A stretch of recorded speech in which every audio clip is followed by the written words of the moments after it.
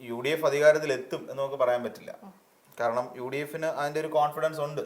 പക്ഷെ എന്നിരുന്നാൽ തന്നെയും ഒരു വലിയ ഒരു ഭരണവിരുദ്ധ വികാരം ഇല്ല എന്നുള്ളത് അറിയാം. നമുക്ക് കേരളത്തിൽ ഏറ്റവും അധികം സ്ത്രീകൾ വോട്ട് ചെയ്തിട്ടുണ്ട്.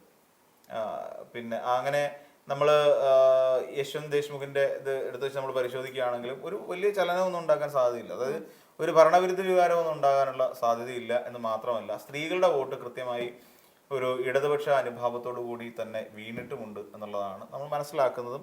ഈ സി വോട്ടർ സർവേയുടെ ഇതാണ് ഈ പറഞ്ഞ യശ്വന്ത് ദേശ്മുഖ് എന്ന് പറയുന്നത്. അദ്ദേഹത്തിൻ്റെ വാക്കുകളിൽ തന്നെ കിടപ്പുണ്ട്. ഒരു നേരിയ മാർജിനിലെങ്കിലും ഇടതുപക്ഷം വിജയിക്കാനാണ് സാധ്യത എന്നുള്ളതാണ് അദ്ദേഹത്തിൻ്റെ ഒരു വിലയിരുത്തൽ.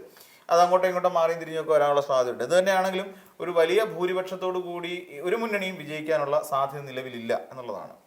പിന്നെ വേറൊരു കാര്യം എന്ന് വെച്ച് കഴിഞ്ഞാൽ, ഇനിയും ജയിക്കുകയാണെങ്കിൽ എന്ന് പറയുന്നൊരു ഘടകമല്ലേ. അപ്പൊ ജയിക്കട്ടെ ആദ്യം. ഞാനും അങ്ങനെ തന്നെ പറഞ്ഞു, ഞാൻ ജയിച്ചു എന്ന് പറഞ്ഞിട്ടില്ല, ജയിക്കുകയാണെങ്കിൽ. അതാ ഞാൻ പറയുന്നത്, ജയിക്കട്ടെ ആദ്യം. ഇവര് UDF അധികാരത്തിൽ വരുമോ ഇല്ലയോ എന്നുള്ള കാര്യം അറിയട്ടെ. ഈ UDF അധികാരം ഇനിയിപ്പം സണ്ണി ജോസഫിനെ സംബന്ധിച്ചിടത്തോളം UDF ഇനിയിപ്പോൾ അധികാരത്തിൽ വന്നാലും ശരി ഇല്ലെങ്കിലും ശരി, രണ്ടാണെങ്കിലും സണ്ണി ജോസഫിന്റെ കസേര തെറിക്കുക എന്നുള്ള കാര്യം 100% ഉറപ്പാണ്.